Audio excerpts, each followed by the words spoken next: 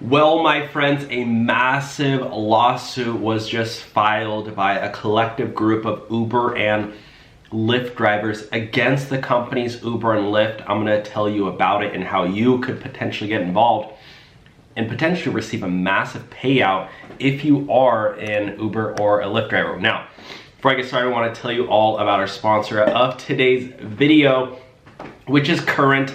Current is a mobile banking app that's helping Uber and Lyft drivers get paid up to 2 days faster, no fees on overdraft up to 200 bucks, earn cash back on your gas, and earn 4% APY on your savings. I use Current.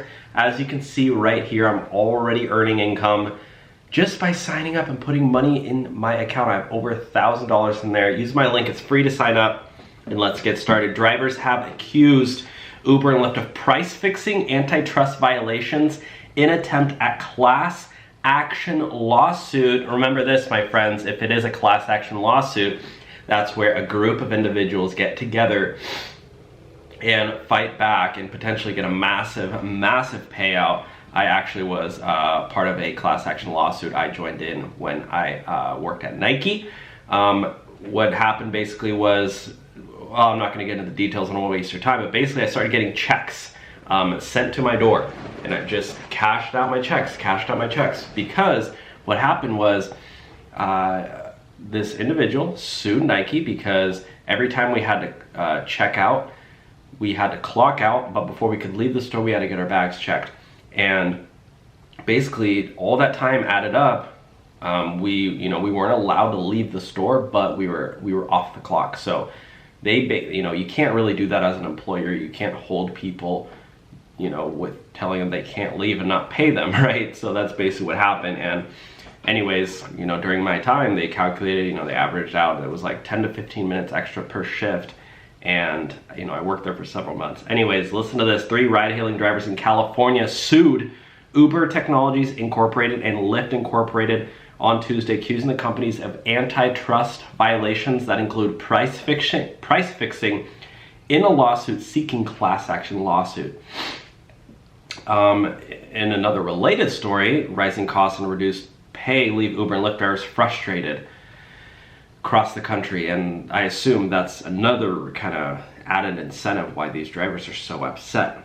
The lawsuit, filed in San Francisco Superior Court, this is no joke, alleges that Uber and Lyft fix ride prices using algorithms that are disclosed to neither drivers nor customers.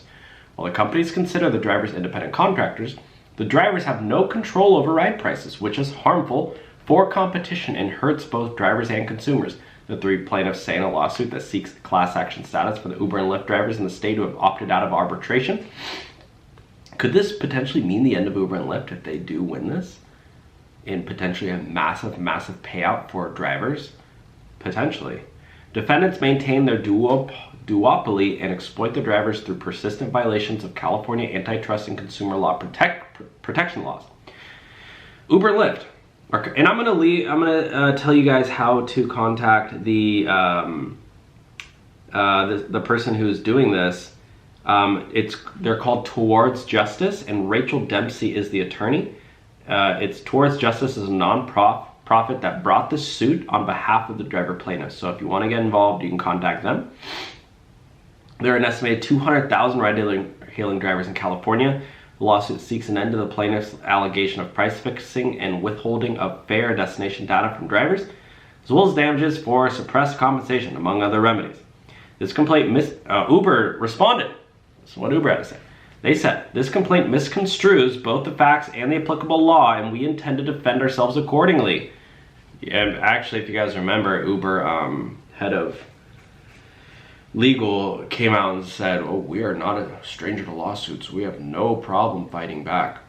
And that was when drivers were really, that was the turning point that really drivers knew that Uber didn't care about them, right? Drivers always had a feeling, but when the head of legal came out and said that, because drivers were trying to get more pay, and head of legal basically came out and said, well, we ain't gonna pay drivers more, and we are not afraid to fight in court about it. Drivers were finally like, yep, that's the last straw. But listen to this. Uber responded and said, This complaint misconstrues both the facts and the applicable law, and we intend to defend ourselves accordingly. That was from an Uber, quote, spokesman. Lyft did not return a request for comment. Yeah, I know Lyft is always like, well, we'll see what Uber says first and then we'll respond. Rachel Dempsey, an attorney for Towards Justice, a nonprofit that brought the suit on behalf of the driver plaintiff, said that although states' competition laws vary, she could see the lawsuit's arguments being made in other states as well. What state are you driving in? The core argument, she said, is that the companies cannot unilaterally decide prices if the drivers are not employees. Interesting. If Uber and Lyft are employers, the companies can tell their employees what prices to charge for rides. She added, it has to be one or the other, and it can't be neither.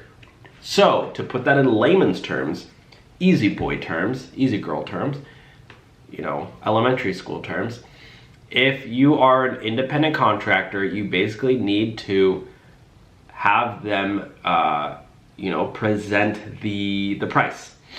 The lawsuit mentions Prop 22, the voter-approved California law that ensures independent contractor status for both Uber and Lyft drivers, but which was ruled unconstitutional and is now in limbo.